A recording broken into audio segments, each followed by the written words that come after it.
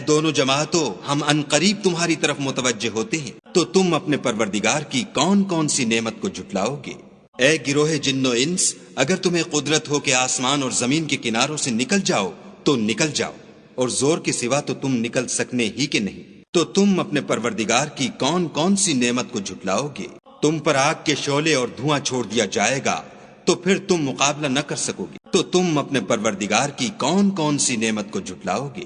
پھر جب آسمان پھٹ کر تیل کی تلچھٹ کی طرح گلابی ہو جائے گا تو وہ کیسا ہولناک دن ہوگا، تو تم اپنے پروردگار کی کون کون سی نعمت کو جھٹلاؤ گے؟ اس روز نہ تو کسی انسان سے اس کے گناہوں کے بارے میں پرسش کی جائے گی اور نہ کسی جن سے، تو تم اپنے پروردگار کی کون کون سی نعمت کو جھٹلاؤ گے؟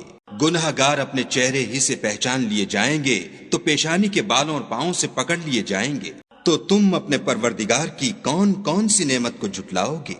یہی وہ جہنم ہے جسے گناہ گار لوگ جھٹلاتے تھے، وہ دوزخ اور کھولتے ہوئے گرم پانی کے درمیان گھومتے پھریں گے۔